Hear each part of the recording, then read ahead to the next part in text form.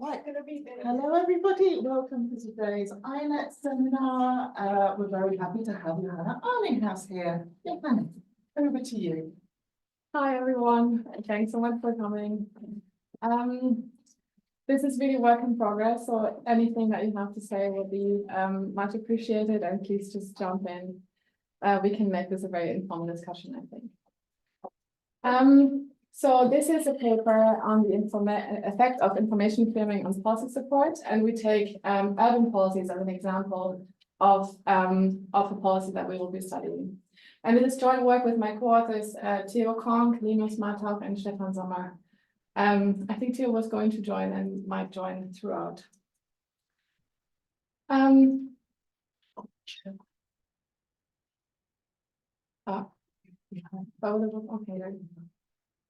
So policy reforms often spark resistance and protest, and this is true across countries as well as also across policy areas. So on this slide, I've included pictures of protests against the pension reform in France, food import regulations in England, the carbon tax reform in Australia in 2011. So the Gilets Jaunes were not the first of such an instance of like super huge protest against the carbon tax, as well as congestion pricing. And here you see an example of cab drivers protesting against the congestion price introduction in New York. And scientists as well as policymakers actually tend to struggle to communicate information effectively with citizens. And it's actually an ongoing puzzle how citizens can be convinced to change their minds about an issue once they have set their mind to something. And there are some reports, for example, I looked at one by the Pew Research Center that finds that the COVID pandemic has actually increased the polarization of citizens and has increased how divided citizens are when thinking about policies. So that might have made reform even more difficult. And in this paper, we actually look at congestion pricing as an example of such a controversial policy. So what is traffic congestion? And since this is not such a well-discussed topic, I will take a step back and talk a bit about traffic congestion as well as solutions to it separately. So traffic congestion actually increases the time that people spend in traffic, and as a result causes welfare losses. And of course, these welfare losses vary quite widely across time and space, as well as across different cities around the world, but traffic congestion is actually a problem both in the global north as well as in the global south. So just as one example, in London, drivers are estimated to have lost more than 150 hours in traffic, and you can translate that into a monetary value by multiplying it with half the hourly wage of these workers or drivers. And the classical economic solution to the problem of traffic congestion is actually to introduce an urban toll or a congestion price. So what is this policy in particular? Urban tolls or congestion prices actually implement the Pigouvian principle at the level of the city. So essentially by increasing the cost of driving for each driver, I as an individual take the own cost of increasing the travel time for all other drivers into account when I make the decision of whether or not I put my own car on the road. And an optimal congestion tax would actually equalize the marginal private benefit of taking a trip to the marginal social trip cost, and as a result, it can yield welfare gains. And as you imagine, I think those optimal congestion prices ideally vary quite closely across time as well as across space, so you can have very high fluctuations in prices.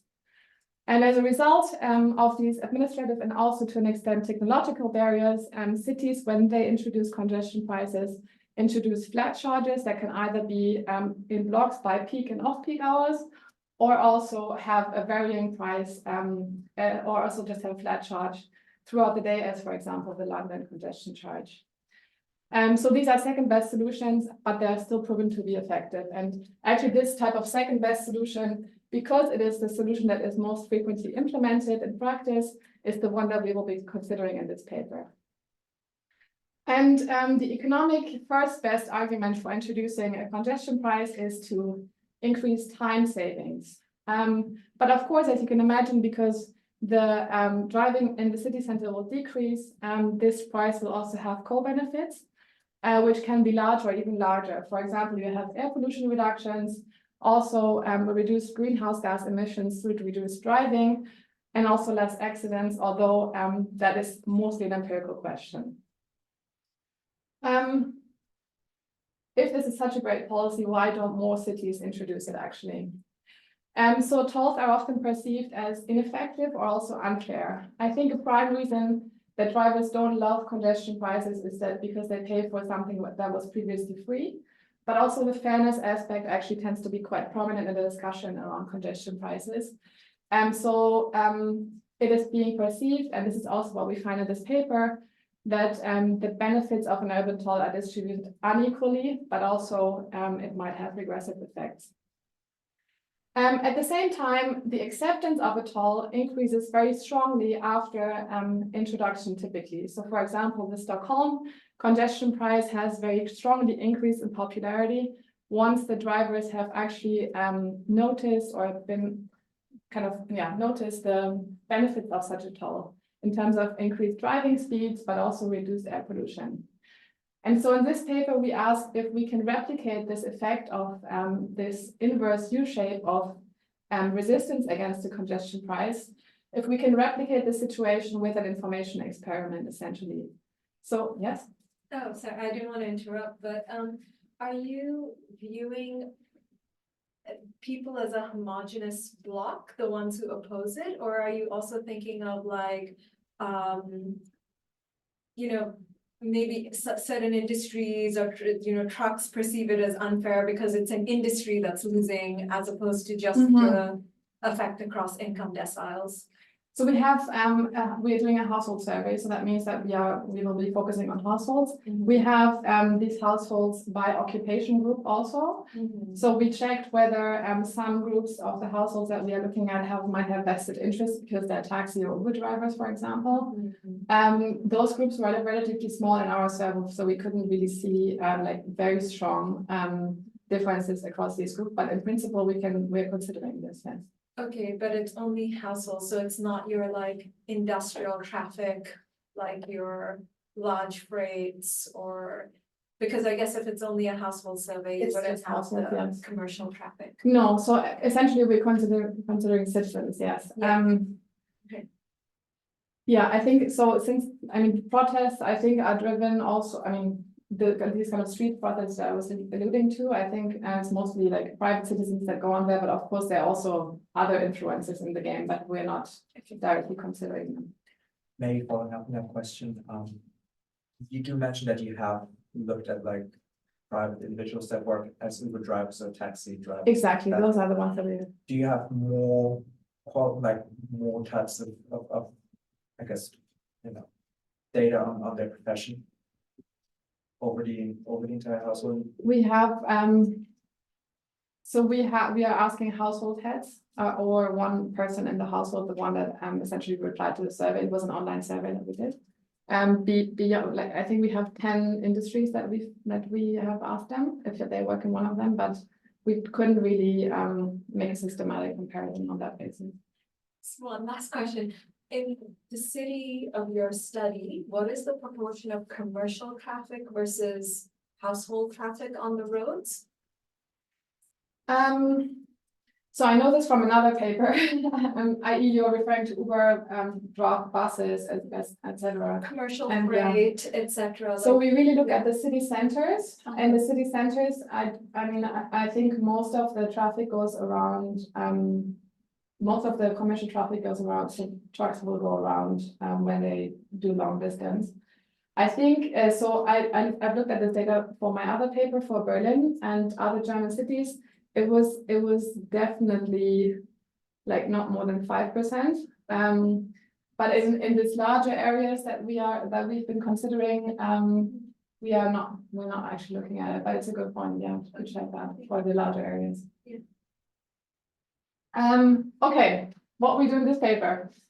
We actually asked how different policy framing, so I was talking about time savings, air pollution, and fuel use, greenhouse gas emissions decreases, how these different policy framings affect citizens' acceptance of urban tolls. So to answer that question, we run a large-scale representative survey in the Berlin and Paris regional agglomerations. So those are the city centers as well as the areas around them. And to the respondents in the survey, we randomized video treatments on told expected effects on air pollution, greenhouse gas emissions, as well as time savings. And then we compare treatment effects as well as support across regions, income, as well as a range of other socioeconomic characteristics. A glance of what we find. So we find that urban tolls are very unpopular. Just 10% of citizens of the respondents support urban tolls in the Berlin area. 20% support tolls in the Berlin area, 10% in Paris. So that's really, really low, and it's a lot lower even in Paris. We find that all three of our information treatments actually increase support quite strongly. So the air pollution treatment is has the largest treatment effect, the largest magnitude of opinion change. The climate change and the time savings treatment increase support by around half as much, but they still significantly increase policy support. Treatment effects are larger in magnitude in the Paris region, where support is lower. We find some spillover of our information treatments to the support of other policies. And then we do, and I will show that in a bit, we do some analysis of heterogeneous policy support across population groups beyond the treatment effect analysis. So there's a literature, a range of literatures that we're contributing to. First one on information experiments that actually does information experiments in different settings, in public labor, as well as other subdisciplines of economics. We contribute to that literature by studying different policy framings on urban toll support. We also contribute to a survey-based literature that has actually quite strongly emerged in the recent years following the Yellow Vest movement in France, that largely studies carbon taxes at international and national levels. And we contribute to that one by studying urban tolls, so that's a more local and urban economic policy. We also contribute to this ongoing discussion and to a larger literature on the distributional effects of congestion pricing and its political economy. We survey a bit more than 4,000 households, roughly 2,000 each within each metropolitan agglomeration. So we select all zip codes in the respective regions, and the survey is representative for gender, education, and age. And I already explained the setup. What I didn't explain yet is the control group that we're using. So we're comparing the effect of our information treatment to a fourth group that views a video on the administrative structure of their city. So essentially, we try to make that video as neutral as possible, if you want to say so. So essentially, citizens, it's quite boring, to be honest, when you look at it. So I hope citizens were not, or the response were not too much put off by it. Essentially telling them about the mayor in the city and the administrative order of their different sub-boroughs. This is the survey structure. So essentially, we ask first people about socioeconomic characteristics, their political views, as well as mobility behavior. Then we randomize the four video treatments to them, the control group, as I just said, as well as the three actual treatments. And then we ask them about post-intervention outcomes, being, first of all, their support of the actual policy, but then also their beliefs of their own behavioral changes, as well as others' behavior changes, revenue recycling, as well as their views on other environmental policies. And so this is just a snapshot, so you get an idea of how our treatments were looking like. This is the French version, and all of the treatments were similar in structure, in that we first told them what is the issue, then how a congestion price might address that issue, and what kinds of behavior change might be following from the congestion charge. We then explained a proposed setup of a congestion charge for the individual cities, and we used the 2005 London congestion price as kind of an inspiration of how that policy might look like in their city. This is a map of the Paris and Berlin metropolitan agglomerations. The zip code structure in these areas is quite different, as you can see here. However, and might be a bit small to see it here, but these areas are roughly similar in size. So this is the city centers of Berlin and Paris respectively. This is Grand Paris, and these are the kind of main suburbs of Berlin around the main city center, as well as then the larger areas around it. In Paris, this is a very well-defined administrative structure. In Berlin, this is a more loosely defined kind of main commuting area. Paris in general is a bit denser in the population, and that, as well as I think political and just different country political attitudes towards certain policies motivates that we always look at the full sample, but then we also study each area separately to be very clear that, I mean, these are comparable areas, but they're not, it's not like in the same country or neighboring regions.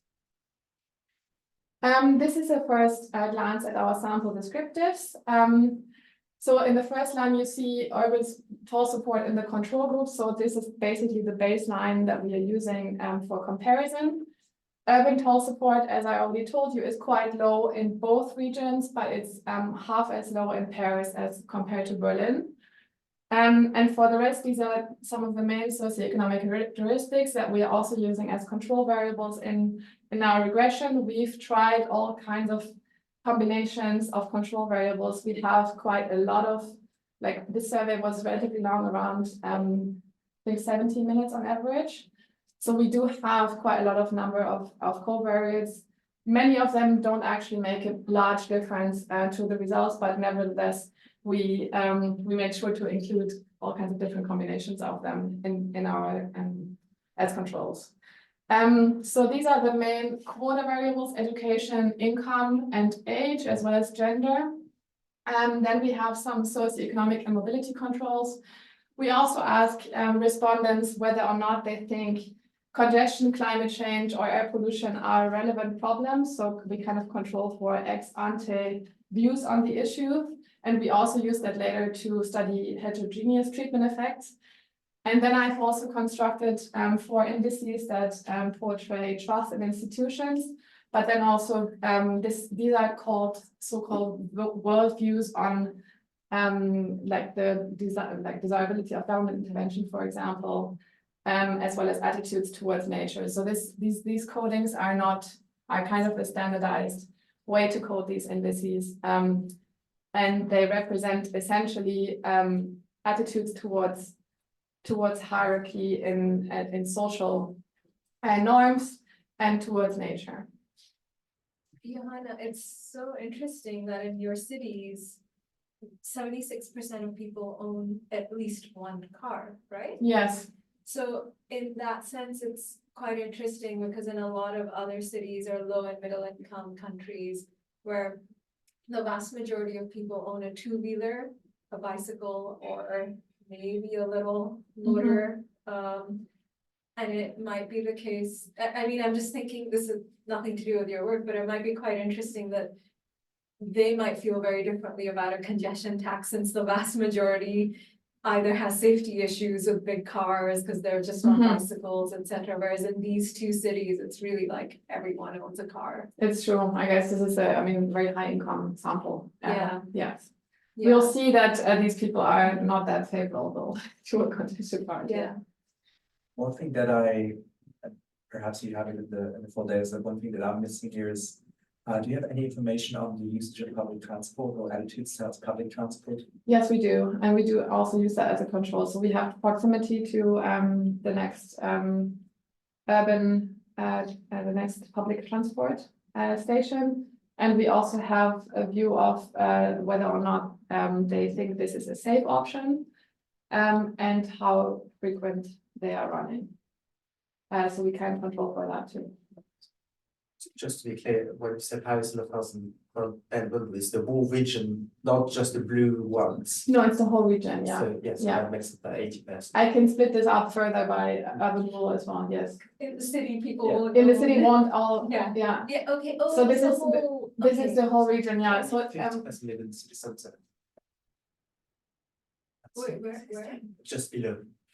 16, yeah. the Yeah. which, Ah, yeah, okay, got it. So yeah, it might be actually good to modify that a bit. So essentially, some of these categories will be quite different among the people that live in urban and rural centers, but that will be one part of my discussion.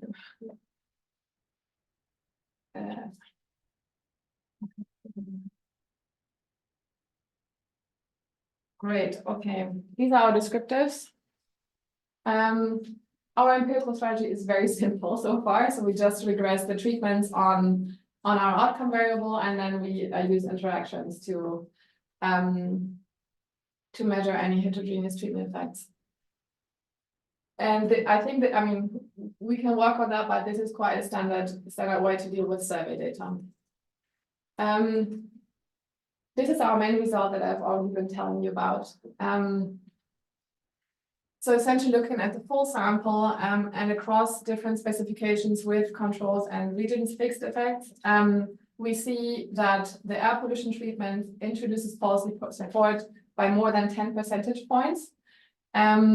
And time savings and greenhouse gas emissions treatments increase support by roughly half as much, although these two coefficients are statistically not different from each other. So essentially what we can say is the ranking is air pollution is the largest, and then time savings and greenhouse gas emissions have the same impact on increasing policy support. Say just one treatment excluding all the others. So it just showed time saving videos or air pollution. Yes, mutually exclusive, yes. And this is on the extensive margin, so 10% more people now support it? Or is it an intensity of People support? in support the policy 10 percentage points more. So essentially The scale. it's an intensive margin. It's an intensive Yes. margin. Oh, okay, yeah. From 15% to 25%. So since we have, yes. Yes, Oh, so, but, okay. but our main dependent variable is a dummy, right? So they switch from 0 to 1. Yes, Okay. yes. Then we split up the sample by Berlin and Paris, and essentially what we see is in Berlin just the air pollution treatment is significant, and it's also smaller in magnitude, whereas in Paris still all three treatments are significant. So we take this, I mean, most of our treatment effects are driven by the Paris region, except the air pollution treatment. Yes. Do you know, I don't know if it was on the list, the time that each of those inhabitants spent in a congestion every week? Yes, so we control for peak hour driving as well as regular driving to the city center. And we can also interact driving to the center with peak hour. It doesn't make a difference. Okay, and are the peak hours like the same in the two cities? And the peak hours, I've adjusted them exactly to the peak hours in the respective city. So they're not the same. In Berlin, the afternoon peak hour is earlier than in Paris. And in Berlin, also the morning peak is longer, essentially. In terms of magnitude, I would expect congestion to be higher, actually higher in like the time you spend stuck, or the average speed in Paris would be lower than there. I don't know if that makes sense. Yeah, that's probably true. Yes. But you don't have that info. We don't have that. No, we just have like exposure as such. Yes, not intensity of exposure. And also the peak hour is it. I mean, we can also define a peak hour like intensity dummy, I guess, based on the data in each specific city. I don't expect this to make a big difference to the results, but yeah. Because I might explain why time savings is not significant there. If you don't actually feel that it's a big problem for you, then you don't think you need a solution to solve a problem that doesn't exist. Yeah. Why condition in Paris is huge, like especially the peripheral world is like congested all the time. Just because people don't care about. Yeah, the time if you don't savings. have it as a problem, then I'm not really surprised that. So we have this pre-question that says, do you think congestion is a problem, right? So we control for that. Unfortunately, I mean, most people have said yes for all three questions in both cities. Less so for climate change in Paris, but so it gets in the direction that I think you're headed. I guess, yeah, and with Emilia's just maybe suggesting a different type of control, right? Which I guess you could add, We can add an intensity control essentially, yeah. and then just see, maybe it does become significant after that. Yeah, I think, Who knows? Yeah. I don't know. Who knows? So you need to ask the question to the people again, but you can't. Like how much time do you personally spend? but I think we can sort of construct that. I mean, it would be an average, but they place no in. Oh, That's what I'm wondering, yeah, if you could actually do that. that would be great. Okay. The tangent effect, If you know their geocodes and where they have to go to, you can work it out. yes, We know that kind of actually, yeah. Yeah, so you can work it out. whatever you can't experiment. Understand. Okay, anybody has a working pen? Mine doesn't work. It's great that it is recorded. Okay. Never mind, it's fine. I'll just continue. Okay. Oh, great, thank you. Are they going to look? No, I don't think. I just think that.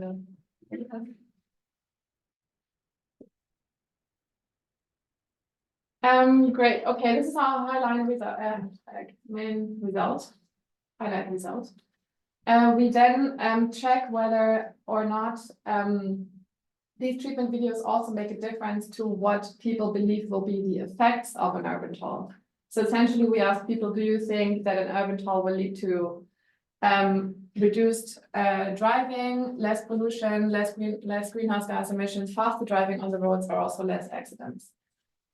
And we do find, interestingly, that almost everyone thinks that a congestion toll, and it is irrespective of the treatment, if you want to, thinks that an urban toll will lead to reduced pollution and also to reduced greenhouse gas emissions. What appears to be surprising people more is that a toll will lead to faster driving, and so there actually the information apparently that we give them does make a larger difference, because already everybody kind of intuitively is convinced that less pollution will be a result of the toll. So we are thinking about, we've thought a lot about this result. The way that we make sense of it is that, so essentially there's two questions. One would be, why is then the air pollution treatment still so effective at increasing support if already everybody thinks that a toll will lead to less pollution? And the way that we make sense of it is that essentially the health impacts that a toll might have, i.e. how it interacts with increased mortality, does indeed make a difference in increasing the salience of that specific piece of information on policy support. Although in the baseline, people do think that a toll will lead to less pollution. And at the same time, in terms of tolling effects, the time savings treatments does appear to make a bigger difference. Emilia has some doubts. No, I'm trying to understand that. So, Pattern? yeah, so, no, so it's mean that people think in the first column, people think that the tool will have a positive effect and that will allow them to drive faster. That's the first column. It will allow them to drive faster, Okay, and not necessarily a positive effect, but yeah. okay. Sorry, I'm not sure if I get the table, so. Wait, we're seeing. Okay, sorry, can you explain what? So basically, these are our dependent variables. So we ask people, do you think that a toll will lead to less accidents, faster driving, less driving, less pollution, less greenhouse gas emissions? And These are the This different is- treatment arms. these are exactly like before. And so essentially, nobody thinks that a toll will be, or people are not that convinced. No, sorry, this is what's wrong. So people may or may not be convinced, but the treatments don't make a difference for how people view less driving as being a consequence of an urban toll. It does seem to make a difference for how the treatments do seem to make a difference for how people think about the pollution effects of an urban toll. But in all three treatment arms, do people think that a toll will lead to less pollution? Because these are all significant. And the same is true for the greenhouse gas emissions ones. It is not true for the driving faster ones. So here, the time savings treatment appears to make a larger difference for how people think about at all leading to faster driving. So one question, like how much can we interpret this as the, caring about air pollution versus climate change and the salience of the problems versus maybe the air pollution video just being a better video and more powerful because like, I'm just wondering, actually, yeah, like how different were these videos? And could it be the case that one of them was just far better made, so it's not so much to do with like the framing. They were, I mean, we try to standardize them as much as possible Yeah. in structure as well as in content. Yeah, So I didn't bring the videos themselves, but Yeah. the structure was, we tell them about the issue, yeah, we tell them about the intervention, and we tell them about potential consequences. uh-huh, And the health framing in terms of like the air pollution was more of a health framing. mhm, The greenhouse gas emission one was a climate change one, and the time savings one was what did you say? But in terms of salience, yes, I think you can argue that just the health framing is more salient, and that might be leading to a longer, like stronger view changes. We kind of, since we're so deep in this, we kind of split hairs about the difference between like localized particulate matter pollution versus like greenhouse gas emissions. But I feel like if you're interviewing or surveying a build a person, maybe they would seem that maybe they would think that they would be the same. So my question is, how are these framed between polluting less versus emitting less greenhouse gases? Because perhaps those are just viewed as exactly the same to someone who's just going through the survey. I would agree that many people might just lump them together. At the same time, we do see quite, I mean, in terms of just their understanding, we do see a different, like quite a big difference in how people respond to these different framings. So if you want to reframe the air pollution as kind of a health treatment, and the other one, like the other one is less, like a bit harder to reframe, I think. But in terms of their effects, I think we do see quite a big difference, which speaks towards people not actually lumping them together or making a difference between the two. So it's more about That might actually be the learning that we see, like that there's an actual difference between them. Yeah, actually, it's a good finding. There was a question. So one of your treatments is time savings, and how do you combine, like, how do you make sense of the driving faster? Because you said that it's surprising that they're surprised by that they might have the outcome that they drive faster, but isn't that how they save time? And that they can drive faster, so why is it surprising? Or was this mentioned in the video as like? Yes. Yeah, that was mentioned. So I think that could be out, I mean, that's, I think, specific learning from this video, which apparently didn't occur in the other two arms. But to be honest, I'm surprised that this is not significant, because you could also substitute by driving less, right? In general, like just driving less distances, whereas, I mean, some people have to drive less so that others can drive faster, actually. But driving less is not always possible for everyone, so time savings are the outcomes if people who don't have to drive. Yeah, so I guess that's Yeah, I mean, maybe, might be interesting to split it up by urban and rural, actually, because people in the urban areas will have easier substitute, yeah. Yeah, thank you. Good going.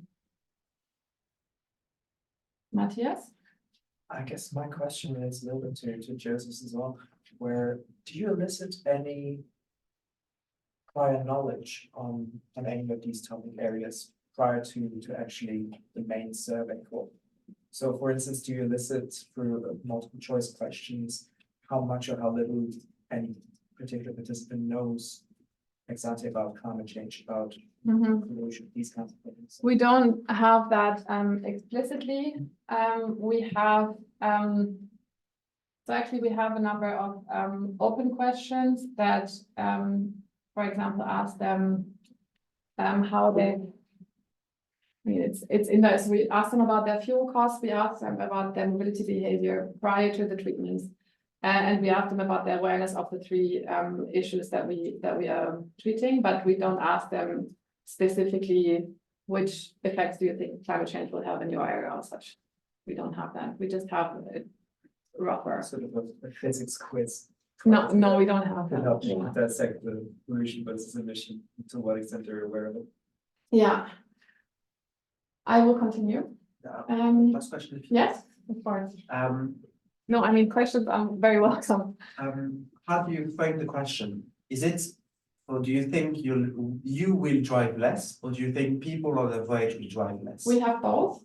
Mm. But this is the one that talks about general effects. But we also have, how do you think you will react? Yeah. Because I think there's a bit of a contradiction. How do you then think you can drive faster, less accident if you have the same number of cars on the road? So this is the aggregate. Yeah, I mean, you're referring to whether that's the same.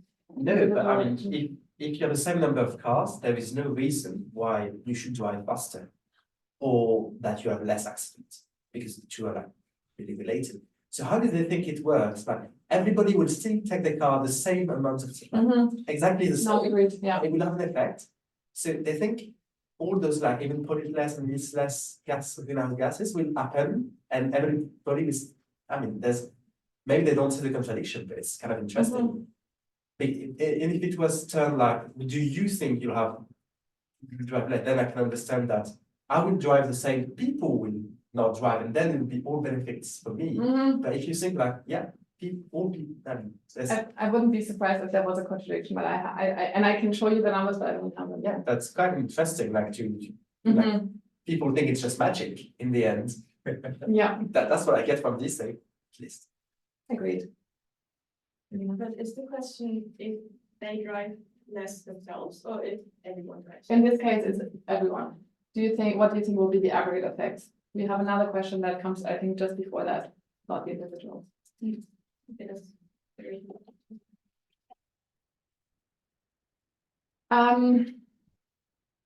Okay, I expected that there would be some spillovers in terms of what we tell them about, for example, air pollution to how people view a low emission zone, for example. Because a low emission zone would be kind of basically a driving ban that affects air pollution probably within the city, and or at least that's the objective of such a zone. There's no such effect. Same for many other transport policies. The time savings has a very weak effect on people's support of higher parking fees. I don't think this is entirely like, I find it hard to make sense of it, but I think there's largely an absence of effect because also this effect is weak. And the same is true for other environmental policy. So it's this one where there's also almost no effect on low carbon subsidy support, carbon tax with refund support, airline ticket tax. I think these are also like in terms of area quite far away from it. I would also, I'm not surprised by that absence. Are your errors large because many people didn't fill it out? They skip these questions, or you're just, there's too much noise, you're not able to pick up on a signal? I'm just curious, like, were these questions at the end of the questionnaire, so. They were at the end, yes. Okay, because the only reason I asked that, Johanna, is because if they were at the end and you have a lot of missing values, then maybe it's best not, like, you know. Yeah, maybe it's best not to show it, or maybe it's best not to draw too much from it, because No, even with your table before this, I'm looking at the errors agreed.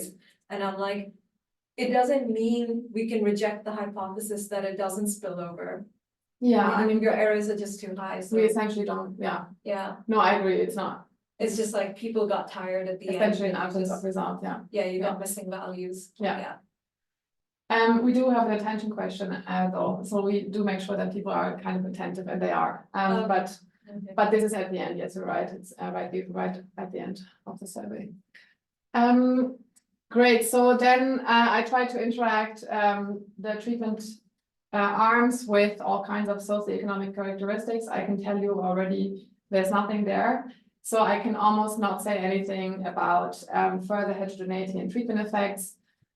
This is for income, this is for age, this is for education, as well as the same for gender, car ownership as well as people who live in the urban centers or not. And I think the main reason for that is, so we chose to have 3 treatments, which in my view was always too much, but that means we can't really say anything about smaller subgroups, which are the interactions. So as a result, I will now turn to analyzing differences in support across groups, so just average support. We also don't find anything by prior beliefs. So also that is largely driven by the people who say that they don't find these issues problematic being quite small. So we have very large standard error. So what I think is interesting is to look a bit at how policy support on average varies across socioeconomic groups. What we do see is, I think none of that is extremely surprising. So many people already, and I told you at the beginning, there's a large discrepancy in between urban and rural people. So suburban residents often feel left out, and congestion tolls are perceived to be or to have regressive effects. And as a result, high income as well as people who live in the city center have higher support on average. And the people who are car owners will be more directly affected by such a toll, and so they have lower support. What was surprising to me and also to my co-authors was that we have a negative female coefficient, and that is surprising because females are often seen to support urban tolls or so environmental policy in general more strongly, not necessarily urban tolls specifically. So I'm thinking this is either price-based or driving related effect. I'm looking into that more closely. Could it be something to do with security, like that you drive more instead of taking public transport? Yeah, I tried to explain that, and driving, either peak hour driving or driving to the city center, as well as the safety perceptions of public transport don't affect that. There's some variations, so I apologize if this is hard to see in this across cities. So Paris has a white dot and Berlin a blue dot. So the females in Berlin are more strongly opposed to a toll, as are the car owners in Berlin. Also not that surprising in my personal opinion. In Paris, the people that live in the city center are more supportive of tolls on average. And yeah, so I still have to make sense of that particular coefficient actually. Which is, do you believe that climate change that air pollution is a problem? So essentially, what explain? Sorry, just to understand, so when they answer, yes, I think it's a problem, they're likely to support it after the. Yeah, I have to look at that. I think that's a bit puzzling to me. Yeah. Could you also do something where you break the different respondents by the ambient air pollution where they live? And so Yes. it could be that the ones in the city center, or if you're in the heart, you're really experiencing much more NOx, whatever, all these particulates. Whereas if you're driving in, you're just putting the externality for the people who are in these congested areas and sleep there, and you go back to your nice rural, low NOx countryside home. Yeah, so essentially, I think this paper will turn into, and that was also one of the intentions for asking all of these urban rural questions, and also for the setup in general, is that this will be kind of an urban rural who benefits, who loses, more of a political economy story actually. And yes, I would have thought that people in rural areas would respond more to the time savings treatments, because they are actually the ones that lose probably most time in traffic, but that is not what we find. We do find that people who live in the urban city centers are more responsive to the air pollution treatment, which makes sense. The people who commute in from the outside and also controlling for that subgroup that actually commutes to the city center don't respond that strongly to the time savings treatment. And I think that was a surprise to me. So if this is about policy support, and the question is, how important of an issue is climate change for you? I think, I don't know how much there is to draw from it if it's an elasticity right now. So for instance, if I don't eat meat, but I understand that meat has a, or if I do eat meat, but I understand that meat has a huge impact on the environment. And there's a huge meat tax put in place. I wouldn't necessarily still support it if I have very high demand for it. So maybe if they have to drive somewhere, even if they recognize all of this, just still positively support it. But then they could still drive faster and with, I mean, But if they're not willing to pay more for it, then yeah. it's just an answer your question, just me thinking a lot.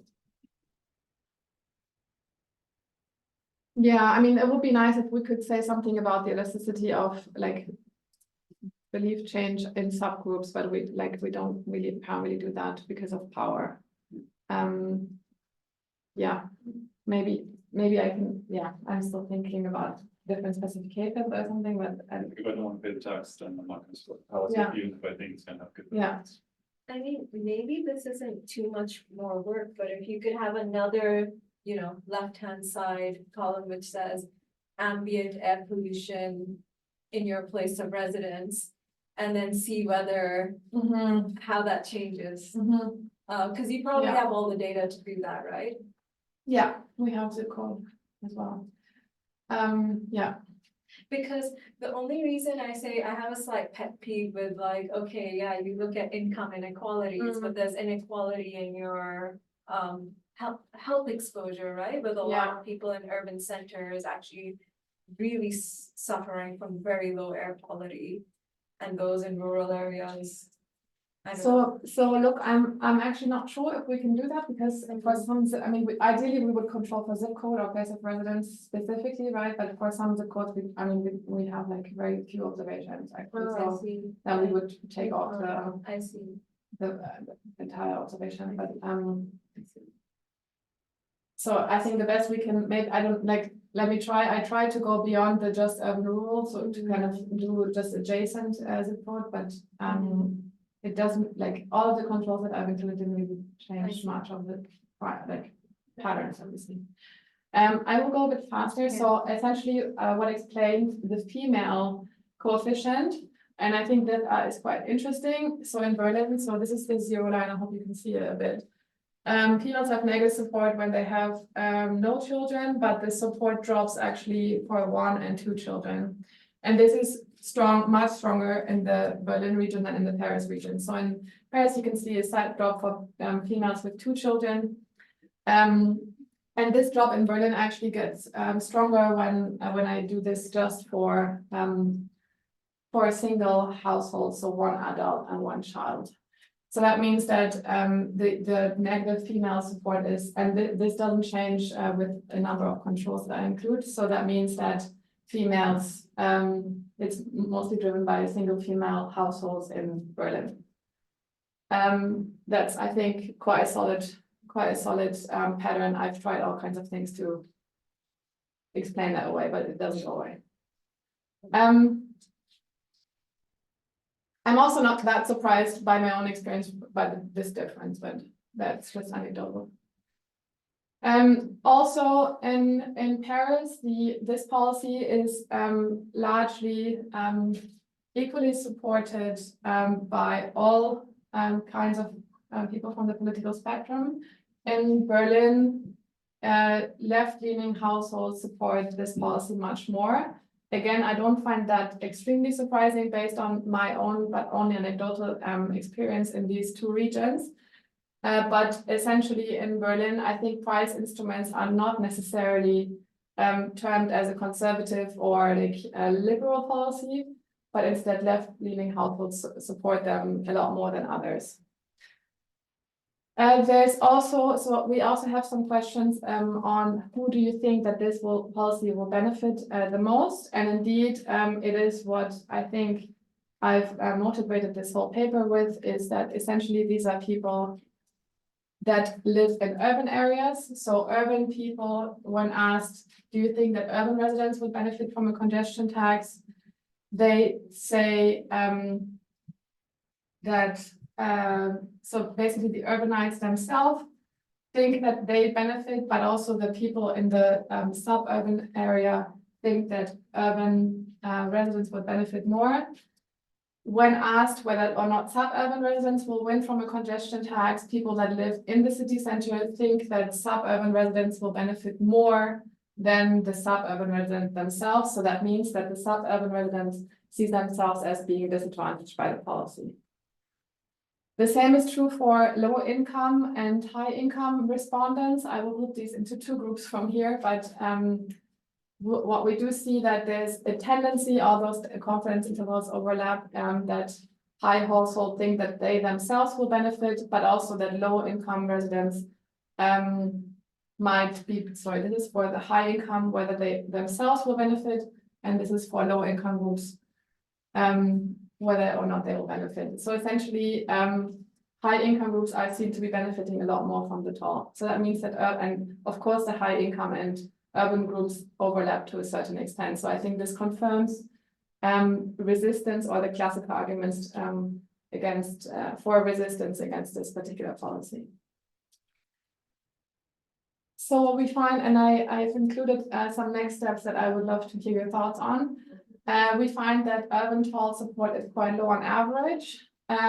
We find very heterogeneous support across population group, largely across income as well as place of residence, but also other socioeconomic indicators such as females, car ownership. And then we do find, and I think this is generally positive results, although we kind of see some quite divergent views according to residents, is that indeed information provision can change views and can increase views. We find that treatment effects are much larger in Paris. I'm still thinking about ways to explain this. I think it is, among others, because maybe it is because congestion is worse in Paris actually, but air pollution is for sure worse in Paris, so it's a more salient phenomenon. And sorry, Not today, actually. not has air pollution decreased that much? Yeah, okay. Maybe, although I think historically it has been a more pervasive phenomenon in Paris than Berlin. And then the targeting, so this might have some implications for who you and how you talk to people according to where they live, and maybe if you can conceivably think of a policy campaign, not necessarily a political campaign, but towards advocating for the introduction of a certain policy, this paper can speak to maybe how to converse with different population groups. It also speaks, I think, largely to the salience of different issues, being that in our sample, at least, the health framing was quite effective at changing views. So I'm currently working on a topic model and a sentiment analysis that can hopefully make sense of some of the open questions that we have included in the survey. I can't really show results on that yet, but after the do you support the policy, we had an open question where people could just jot down keywords. So essentially, these keywords tend to be quite loaded. Some people actually got very annoyed by this proposition. So I'm going to check whether or not there are differences across treatment arms by how people respond. I'll look more into the preferences for redistribution. That's part of the survey that I haven't looked into that much yet. What I can say is that there's no treatment effects, but there will be some average differences in support for different revenue recycling mechanisms. I was told yesterday that I don't have to do that, but I was planning to do it. And then I'm interested in actually seeing which groups, so because we don't just have a dummy, actually we have a Likert scale of support. So we have 1 to 5. So basically checking at the extremes of low support if people change from 1 to 2 or from 2 to 3 actually. So far I haven't done that. I'm also looking at a spatial analysis. I looked a bit into it. I think I need to average a bit more. And that is mostly because the administrative structures of Paris and Berlin are dissimilar in the sense that we have the same number of observations, but in this group, as soon as I have one observation, will be colored, whereas here,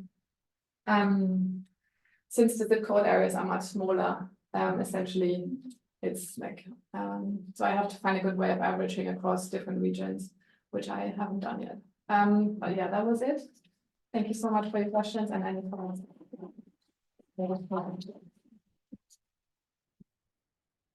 Can I stop recording this? Do you have any other thoughts? Something I wasn't clear on your summary page, so is the initial level of support is lower in Berlin than in Paris? So what's your No, it's lower in Paris. Yes, then there's it is a typo. Okay.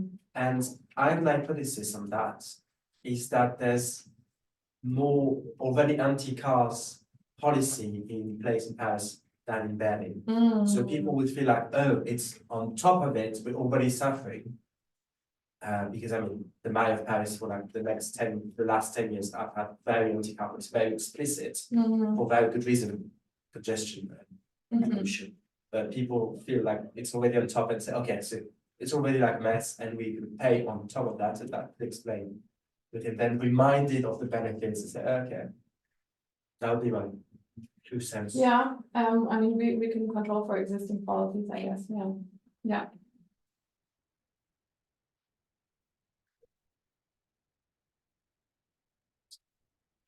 Johanna, how much of the traffic in the city center of Paris is people in the rural areas coming in, or is it also people in the city center? No, it's mostly rural areas, right? Because car ownership in the city center is much lower. So Yeah. the reason I ask is because conceptually, that's almost like, it seems like some kind of principal agent problem. You impose an externality by driving in, but you don't suffer from it. Yes, Yeah. I think that was, so Linus was the driving force of like kind of proposing this narrative. I think he was largely kind of interested in this divergence in who suffers and who has to pay. Because also in the existing schemes, and I'm not sure if that's like how I have to think about this, but in London, I think most residents are actually exempt from the policy. So it's actually just people who drive in and out. So these will be the people that will be most hurt, but who actually don't suffer from the consequences, except largely from, not from the air pollution treatment that much, but from who might benefit more from the time savings treatment.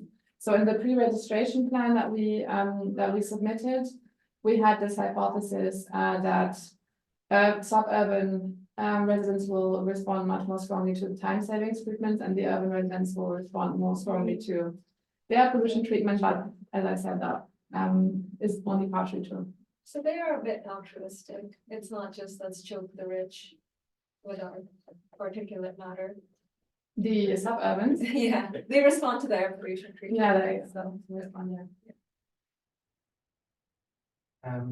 My question is, I don't know about Berlin, but it could be interesting to kind of forecast what would be the probability of enforcing such a policy, like saying who has the power and who to decide to implement it, and who votes for them. Like a law has been passed in France 2 years ago that say that the matter of like now a urban tour is legal and it's entirely up to the mayor. So in Paris, that would mean that only the people who live in the city center could decide, and since they support it, it's actually quite likely that it might be. And if it was at the region level, then definitely not going to happen, because the person elected is elected by the person who do not want it. And maybe Berlin is different, but that could be like a nice indicator. Yes. Is it going to happen? And something you might want to use for Paris the last votation on SUV taxation. That could be a nice one. Yes, I'm not sure if that voting data is public, but at the zip code level, it will be probably, yeah. Because I have a question. There was a vote on whether SUV parking was to be charged. Yeah, no, I know that. When was the vote? That was relatively recent, wasn't it? Yes. And I was surprised that your Paris map didn't show quite a strong. I'm also surprised. I thought it would be exactly the same, actually. But we don't really see it. I mean, also because, the support in Paris is a lot lower in general than, Usually the west part of Paris is like all for cars and against heavy taxation, and the east is all in, and that kind of surprising not to see that. So the scale, because I've made these scales similar, and there was no like 100% in Paris, you can't really see it, but sorry, the east does support congestion charges a lot more. Oh, okay. So it is visible, yeah. What is the east-west? The east of Paris is like the more historic, Oh, and the west is not. I see. Is there an age difference as well? Yes, yeah. Elena, you have any more questions? Yeah, similar to this, I think the last like local election in Berlin was also, there was also a discussion about cars, I think mainly by the liberals and the conservative parties, so that could also be used depending on when you conduct the survey. Yeah, it would be interesting to double and cross-check those. Yeah, good point, yeah.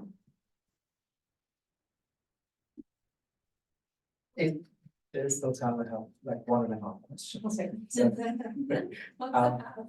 exactly. So the one question is, I guess, do you have, and this is not something that you probably tested in this type of research, do you have a sense of the persistence of the treatment effects? No. As in, like, you know, when we talk about policy relevance, is this like sort of like a permanent, like, you know, thing on the government budget that they have to invest every year to remind people that this is the effect that they hope, therefore it's a good thing to do this? Or is this like, you know, do you think you can do this one-off? Or is it, I don't know, I know this is like in the nature of survey research, but Yeah, so we don't have we didn't save the sample and we also don't have follow-up, so this is really very short-term effect.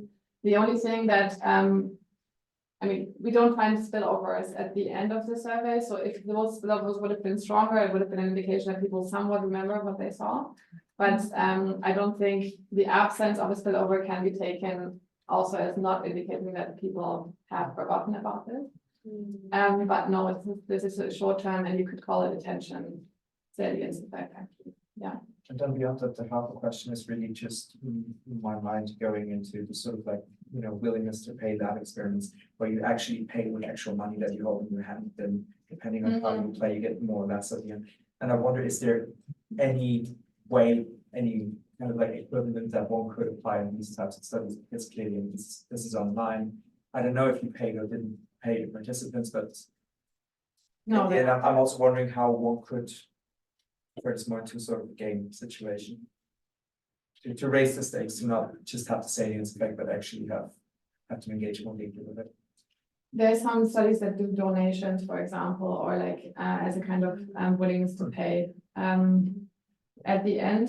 But we don't have any. So the sample is picked by the survey agency, and they receive rewards from the agency, but not based on individual surveys.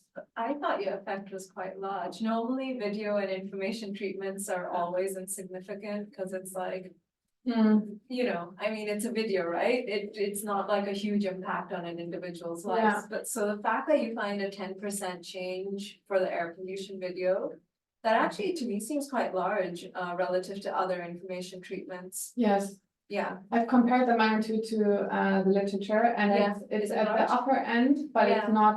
it's not Right. like extremely out of sample large.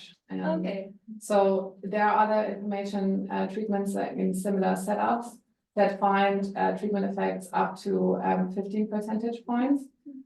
So ours is definitely at the upper end, but it's Yeah. not like implausibly large.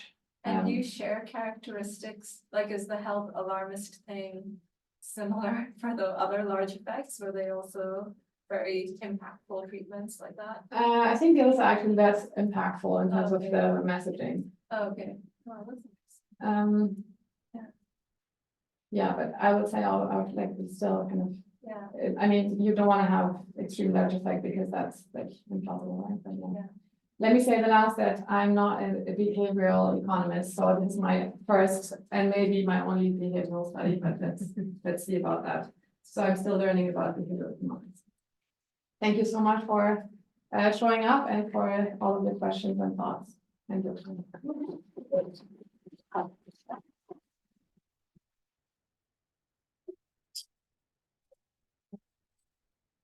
Thank you, Doris.